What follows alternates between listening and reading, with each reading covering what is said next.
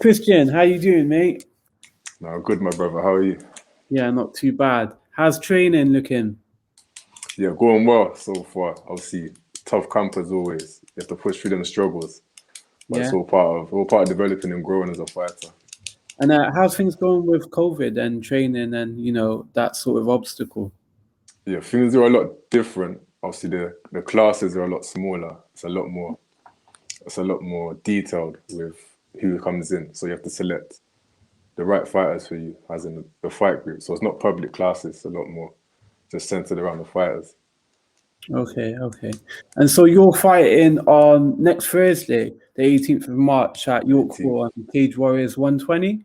Yeah, And yeah. you're fighting Will Currie. How's that looking? How you feeling about that? He's a good fighter, man. But at Yeah. this level, all the fighters are going to be getting better and better. With each fight that comes, going to get tougher and tougher. So you can only prepare for that to come. So it's been a long time coming. Of course, with my amateur background, I've got a Yeah. lot of experience. So they're not going to give me any easy opponents. It's all going to be testers and testers and testers all the way up. So these kind of fights are expected. Just have to keep training for that next level, preparing for that next level. Yeah, so he's currently 5-0, and you yourself, you're 2-0, and he's looking at his record. He's got a lot. Well, four of his wins are by submission, and one by decision. How do you think that's shaping up against yourself? I know you're heavily, involved in striking. You're blue belt in Brazilian Jiu-Jitsu. What do you think of that? Yeah, he definitely poses a big threat on the ground as well as wrestling. He's grappling all around really. But at the same time, he's competent on the striking and the stand-up. You can't overlook anybody in any area, including myself going into these fights. Behind the scenes, you don't know what people are doing. From fight to fight, people evolve and change. At this level, it's completely different because from one fight to another, a fighter can completely change. If they're analysing their fights correctly, they realise their strong points, their weak points, go back to the drawing board and come back to that. So as much as he have a strong grappling, I'm not gonna be not looking at his stand up as well. And same for myself. You could say a lot of people will see me as a striker from my fights, but in the gym, of course, we're working on all areas. It's not just a one zone gym as anywhere. Definitely. And looking at his last fight against, I believe it was Belandi, you also fought him in Yeah, yeah. And the the IMMAF. IMMAF, and you won against him on a decision as well, didn't you?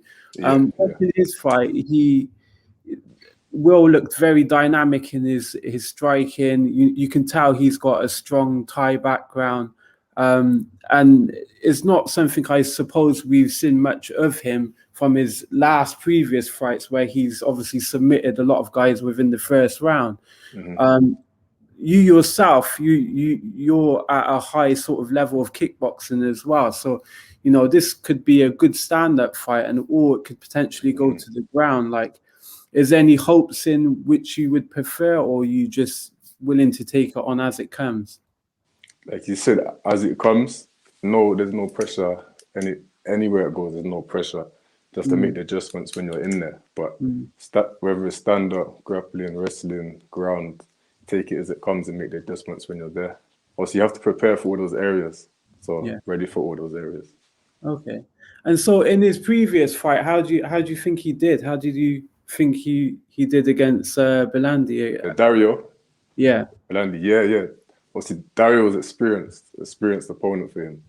Coming from the IMMAF especially, I think he was a 2 or 3 time European champion. So Right. he's been in there not only amongst people from where he's from, but around the world as well. So to beat somebody like that, you know that you're coming from a strong pedigree. So as I Yeah. said, we can't be taking anybody lightly at this level. People are Mm. coming in, people are coming in prepared, ready, and experienced. And so even yourself with your ground game and with your jiu-jitsu, we've not seen much of it. Obviously, this is only now going to be your third fight in your professional rankings. Early days, yeah. But in your first fight, we saw your defense on the ground game, and the first round, which kind of was against you in the sense of you was defending a lot of like the back taking, and the takedown defense as well. So can we expect more of a ground game for you in your next fight? Like, what do you think of that? Yeah, from that first fight, there was a lot to take from that to go back to and to analyze and then work on. So if it comes to that again, the preparation's there.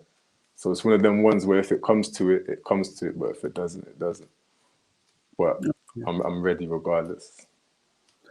Nice. And so how is training overall? Is there anything you can discuss, like what you've been training during camp for this fight? Yeah, mainly on my own weaknesses and my strengths. Of course, the same way everybody's watching each other's fights, you have to analyze your own fights, because you can get caught up in watching them and then not realizing what you have open for them to exploit. Yeah. So as much as we're watching other guys, it's about my own development and getting to the next level and seeing what I need to get rid of and also add to my game to get to that next level. So camp's been a lot around building, adjusting, erasing a few little things, creating new habits, getting rid of bad habits, and preparing obviously for the next opponents and seeing about getting to that next level, just developing overall. Okay, fair enough. And some of your bad habits, what are we talking there?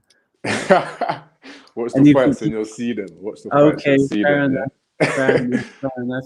And so obviously you're coached by Mark the Wizard Weir. How's that going? How's your relationship with your head coach? Yeah, man, always been good from day one. From day one we got on well. From when I first come through the door. I come through after watching one of my friends fight, actually. I was into basketball before that. I was playing basketball. And that was my first real passion. And then things weren't really going to the next level with that. I was kind of stuck in like a limbo mode. Obviously, even in the UK, there's not as many opportunities as there would in the US, especially if you're not there from a young age. So I went to watch my friend fight. And then from watching his fight, I was like, yeah, I enjoy watching this. I got the same adrenaline rush watching him as I do now when I'm fighting.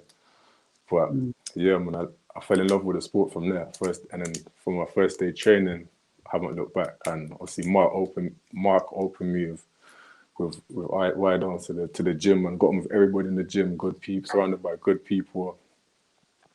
And yeah, man, we're just building and building and building. The whole gym's coming up. Just glad to be a part of that, you know. Yeah. And have you found, saying that you played basketball at a high level, did you find any transferable skills into MMA? Yeah, surprisingly, there's a lot, especially with just overall athleticism and the footwork especially. Yeah. I think that came into a lot, just naturally into the striking. I could put a lot of my own creativity with it. Just from, in basketball, I was kind of a creative player, kind of just, you have the fundamentals, you just adjust them to your own personal way. You know, nothing's set in stone. So I have the same kind of look on martial arts as a whole, not just striking all areas. Fair enough. And so, talking about Cage Warriors and Cage Warriors as a promotion, this being your now third fight coming into the organization, how are you finding that? I know previously you fought under as an amateur, and you won the Grand Prix in the middleweight division. How are you finding it now as a pro and going through the organization? How are they treating you? And is there anything you could suggest or advise to upcoming fighters that are going through a similar route to yourself? Yeah, with Cage Warriors organization as a whole, from when I first with them as an amateur through till now, the whole setup is very professional. They run like clockwork behind the scenes. Obviously, as supporters and fans, you don't get to see all the runs behind the scenes, but everything is just it's on point. It's on point. They look after their fighters. Any questions, they got the answers for you. You know, nothing's too much. For any up and coming fighters, I would say I would highly recommend IMMAF as a route. And then coming back to either your local gym and then getting onto your local shows. Obviously, Cage Warriors do a lot of amateur shows around, obviously Northeast and South now. Yeah. So it's always good to go to the IMMAF to then build and test your skills against world-class opponents, and you can bring that back locally and again show off what you've learned or test out what you've learned in those other areas. But IMMAF, I can't say enough about IMMAF for getting you to the next level. Like you could take boxing for it's a big example. For how long boxing has been around compared to MMA, the difference is stupid. And if you look at how boxers' amateur careers are these days, they're having 20, 30 plus amateur fights before they go in. Obviously, MMA is early doors, so a lot of fighters are coming in maybe like 5, 10 fights in amateur. But with the IMMAFs, you're fighting back to back every day, which is a similar system to what they have in boxing. So the experience you're gaining, worldwide opponents, obviously every country develops their MMA differently. For example, a lot of European countries are strong wrestlers, grapplers. You've got the Russians, which are that, obviously you've got them coming through in the UFC. So that's like the next generation of fighters coming up. So if you get to them early, by the time you come and see them in your pro career, you'll kind of have the experience with them, and your game will be at that level ready for them, if you see what I mean. Yeah, no, definitely. And you come up against a few in the tournaments, didn't you? And some tough fights. And speaking on that, you know, you've only had your losses via your amateur sort of career, and they only were ever because of the result of a decision. You've never been finished inside a bout, and neither as well. Obviously, he's 5-0 undefeated as a pro, and also 5-0 undefeated as an amateur. But when you look at the two records between yourselves, you've obviously been in the amateur for a lot longer in terms of you've had a lot more bouts. What do you think of that? Like the decisions that you've lost against are because of the point scoring, and he's obviously not lost a fight. It shows two real gritty fighters and two fighters that, you know, possibly have great chins and have good resistance in terms of submission defense. What's your thoughts on, you know, that style of fighting and also that resistance of fighting? Yeah, that comes down to strong mindset, strong will, which I think that, as I said before, to be fighting at this level now against these caliber opponents, that's a standard. If you're going to go to that next level, you have to have that kind of grit, like you said, that grittiness, that never give up mindset. So it comes into it a lot. And with the amateur, the same about obviously the amateur background coming into it. Amateur, as much as amateur, I had a lot of amateur fights. The pro game is, again, completely different. There's a lot of additions that you don't have in the amateur. So like things like elbows, knees to the head. There's different kind of submissions that you're allowed to do now.